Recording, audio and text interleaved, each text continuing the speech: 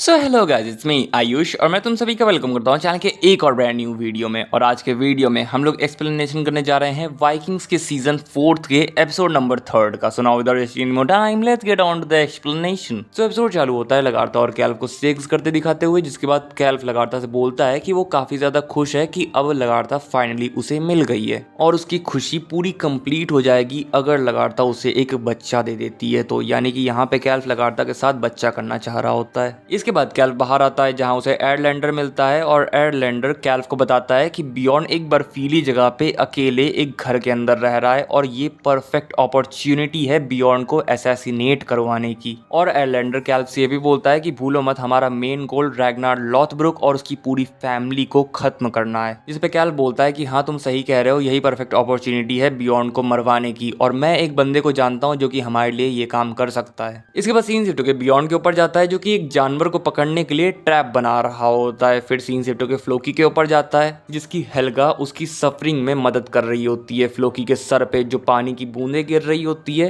Helga घंटों घंटों Floki के पास खड़े होके उन बूंदों को एक कटोरे में भर रही होती है। इसके बाद सीन शिफ्ट होकर कैल्फ और एडलैंडर के ऊपर जाता है जिनके पास एक बर्जरकर आता है और कैल्फ और एडलैंडर उस आदमी को, उस हट्टे कट्टे आदमी को बियॉन को मारने को बोल देते हैं और वहां से चले जाते हैं। फिर सीन शिफ्ट होकर पेरिस की तरफ जाता है जहां सेंट यूलेलिया का बर्थडे सेलिब्रेट किया जा रहा होता है। ये क्रिसमस जैसा एक हॉलिडे होता है क्रिश्चियंस के लिए। सेंट यूलेलिया को उसके हस्बैंड द्वारा मारा पीटा गया था, काफी टॉर्चर किया गया था, मगर फिर भी सेंट यूलेलिया ने अपनी उम्मीद नहीं खोई थी और भगवान ने भी सेंट यूलेलिया की मदद करी थी, जिस वजह से उन्हें सेंट कहा जाता है। और उनके मरने के बावजूद अब तक उनके बर्थडे को सेलिब्रेट किया जाता है। मगर सेलिब्रेशन के बीच में प्रिंसेस गिस्ला बोलती है कि मेरा हस्बैंड भी मेरे साथ ऐसा ही करना चाहता है, मुझे मारना पीटना चाहता है, टॉर्चर करना चाहता है। और फिर प्रिंसेस गिस्ला रोलो के ऊपर वाइन फेंक के बोलती है कि मुझे डिवोर्स चाहिए और इतना बोल के वहां से चली जाती है। रोलो भी इस इंसल्ट की वजह से काफी गुस्से में वहां से चला जाता है और काउंट ओडो पेरिस के राजा से बोलते हैं कि अगर रोलो पेरिस छोड़ के चला जाता है तो हम पेरिस को वाइकिंग्स से नहीं बचा पाएंगे।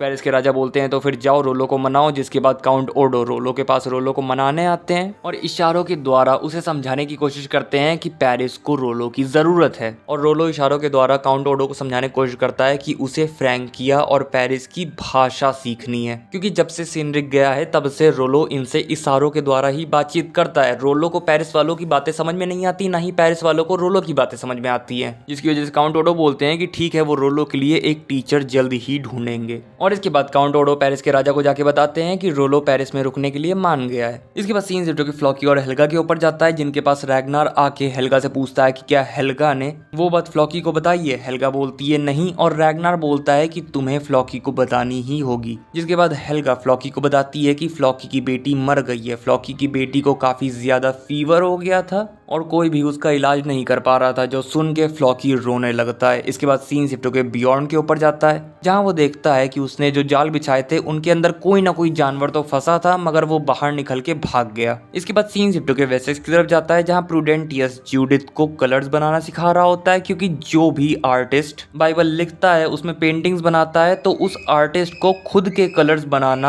आना चाहिए। इसके बाद जूडिथ प्रूडेंटियस से पूछती है कि क्योंकि प्रूडेंटियस पेरिस से है तो उसे क्या क्या मालूम है अभी रिसेंट के पेरिस के ऊपर वाइकिंग्स द्वारा अटैक के बारे में। जिस पे प्रूडेंटियस बताता है कि अटैक काफी ज्यादा घातक था। वाइकिंग्स को लीड कर रहा था रैग्नार लॉथब्रुक, जो कि मरने की एक्टिंग करके पेरिस के चर्च के अंदर चला गया था और फिर उसने पेरिस के दरवाजे खोल के सारे वाइकिंग्स को पेरिस के अंदर ले आया था। और प्रूडेंटियस ये भी बताता है कि एक डिजीज के चलते काफी सारे वाइकिंग्स और खुद रैग्नार बहुत ही ज्यादा बीमार हो गया था और ऐसा भी हो सकता है कि अभी रैग्नार सच्ची में मर गया हो। इसके बाद जूडिथ उससे एथेल्स्टन के बारे में पूछती है कि क्या उसे मालूम है कि कोई क्रिश्चियन वाइकिंग्स की तरफ से लड़ रहा था, मगर प्रूडेंटियस बताता है कि नहीं, उसे इस बारे में कुछ नहीं मालूम है और अगर एक क्रिश्चियन वाइकिंग्स की तरफ से लड़ भी रहा था तो उस क्रिश्चियन को पकड़ के सजा देनी चाहिए। इसके बाद जूडिथ ये सारी बातें जाके किंग एग्बर्ट को बताती हैं, जिसपे किंग एग्बर्ट बोलते हैं कि हाँ रैग्नार तो हमेशा हम लोगों को सरप्राइज करता रहता है और अगर एथेल्स्टन सच्ची में मर गया है तब भी एथेल्स्टन का कुछ पार्ट उसके बच्चे एल्फ्रेड के तौर पे जिंदा है। मगर अभी तक जूडिथ और किंग एग्बर्ट को कंफर्म नहीं हुआ है कि कि एथेल्स्टन मर गया है या जिंदा है। इसके बाद सीन शिफ्ट होकर रोलो के ऊपर जाता है, जिससे कि एक टीचर पेरिस की भाषा बोलना सिखा रहा होता है, मगर रोलो सीख नहीं पा रहा होता, जिससे कि वो टीचर भी काफी अनॉयड हो जा रहा होता है और रोलो भी काफी ज्यादा परेशान हो जा रहा होता है, जिसकी वजह से रोलो उस टीचर को पीट पाट के वहां से चला जाता है। इसके बाद सीन शिफ्ट होकर बियॉन्ड की तरफ जाता है, जो कि जब अपने बिछाए हुए जाल को देखने आता है तब उसके सामने एक भालू आ जाता है, मगर वो भालू बियॉन्ड के ऊपर अटैक नहीं करता और वहां से चला जाता है। इसके बाद रात में बियॉन्ड आग जलाता है, खाना वाना खाता है और फिर जब वो सुबह उठता है तब सुबह भी उसके सामने वही भालू रहता है, जो कि फिर से उसके ऊपर अटैक किए बिना वहां से चला जाता है। इसके बाद सीन शिफ्ट होके रैग्नार के ऊपर जाता है, जहां रैग्नार अपने बच्चों को थॉर और ओडिन की कहानियां सुनाते हुए एशलॉक के सामने हार्बर्ड का नाम लेके एशलॉक को ताने मार रहा होता है। जिसके बाद एशलॉक अपने बच्चों को वहां से लेके खाने पीने की तैयारियां करने चली जाती है। इसके बाद सीन शिफ्ट होकर बियॉन्ड के ऊपर जाता है, जो कि अब अपने सारे हथियार वगैरह पैक करके उस भालू से लड़ने चला जाता है। वो भालू पहले तो बियॉन्ड के ऊपर अपने पंजों से अटैक कर देता है, मगर बियॉन्ड बाद में उससे लड़ के उस भालू को जान से मार डालता है। इसके बाद सीन शिफ्ट होकर रैग्नार के ऊपर जाता है, जिसके पास वही स्लेव मछलियां लेने आती है ताकि वो खाने की तैयारी कर सके। और यहाँ हम देख पाते हैं कि रैग्नार उस स्लेव गर्ल को काफी अजीब तरीके से देख रहा होता है। इसके बाद सीन शिफ्ट होकर मर्सिया की तरफ जाता है, जहाँ एथेलवुल्फ अपने सैनिकों के साथ क्वीन क्विंथ्रिथ और उनके बच्चे मैग्नस को